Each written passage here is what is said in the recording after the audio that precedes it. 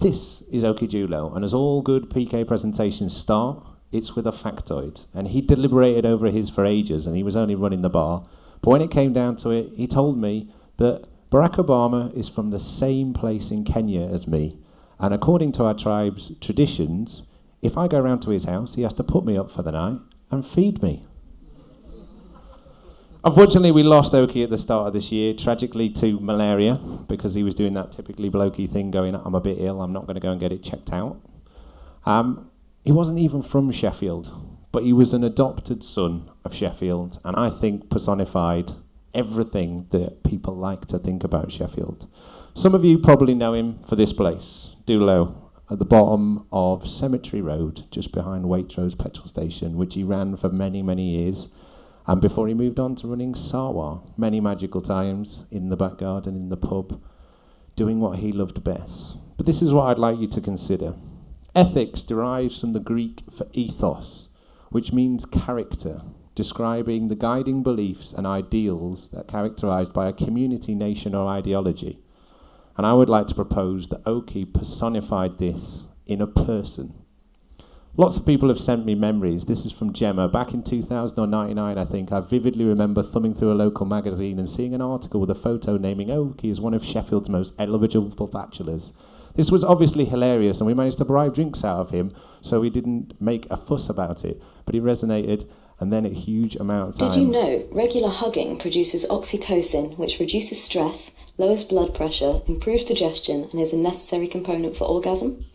Now, I'm not saying Okie's hugs were that good, but they were unforgettable. So if you take anything from the ethics of Okie, I hope it's to help the nation's health with a hug today. And his magic was bringing people together and making people feel so good. This is a picture that someone sent me that I've never met before, but spoke to him about 1 o'clock this morning. He was in Newcastle because he wanted to contribute because he'd heard about the fact that we were doing a tribute to this great man. And that's the effect that he had on people. This is from Amy Carter. Some of you may know her even. From the dance floor to the dinner table, I spent many happy hours in Okie's presence, surrounded by friends, music and dancing. We have shared great love of soul music, gigs, festivals and food over the years. Thank you, Okie, for your music, love and laughter, and for offering to nick the amazing chintzy elephant teapot for me. So was it a very good night where about midnight, bar runs out of booze, 20 people deep, nothing happening, when suddenly who should I spy, strolling through the door, big grin on his face, arms full of booze, setting up the bar, saving the night with a big man himself, Okie.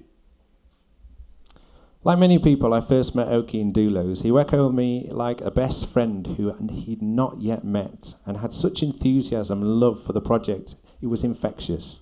They say the mark of a person isn't necessarily what they do when they're with you, it's what they leave when they're not. We can all carry his kindness, love and positivity to help each other and those we've not yet met. Peace, brother. Jamie from Head Charge sent this to me about literally a word that he'd had in his ear when he was down, when he'd walked into his bar with that wonderful smile on his face.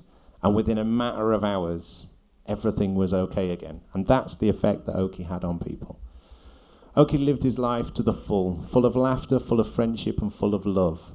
It is with love and admiration I will remember that beautiful man. Okie will never be forgotten, my friend, by me and many others. And that's from Liam, who's in the room tonight. To me, Okie was one of the amazing entrepreneurs, always on hand to help out a mate in need. And when emergency home for Pseudo 54 was needed, Okie, Scott and Dulo came to our rescue and welcomed us with open arms, a winning smile and the best hug in the world. Okie was the most ethical man in business, as making his friends and the people around him happy was the most important thing to him. That reflected on Facebook.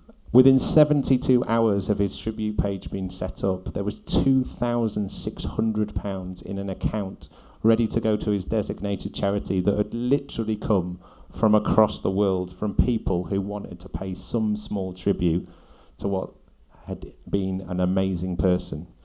A few of us were lucky enough to experience his wake down at Queen's Road Social, which was actually the last place I ever saw Okie. And the last place we had the last PK. If you want to know what it should be like when you have a send-off, this is what it should be like. There were 400 people there, rocking out to music, remembering the good times.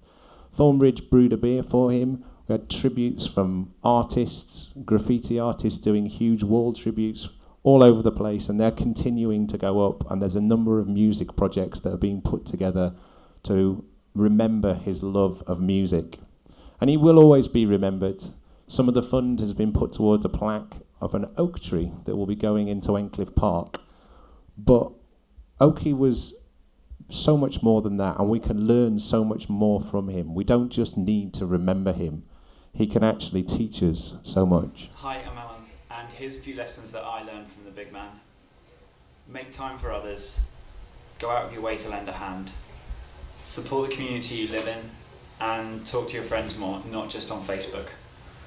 Inspire people like that, and you'll leave a legacy to be remembered by. That was Okie Judo. Alan sent me that from San Diego about 2 o'clock this morning, and this is the picture that sits on his mantelpiece, and that's the quote from him. This is a picture on my wall at home, and it will always be there. He's not related to Okie, he's just a mate, and he was such a great friend to so many people and made them feel so special. This is my tribute to him because it was the only thing I could do on the 10th of March, or 10th of January, whatever it was, when I found out he died. But I would like you to reconsider what ethics means, because there's been a lot of scary things tonight, there's been a lot of interesting things, there's been a lot of different perspectives. But being ethical is within the power of all of us on a daily basis, from minute to minute, by the way that we treat people and the way that we make other people feel. Cheers.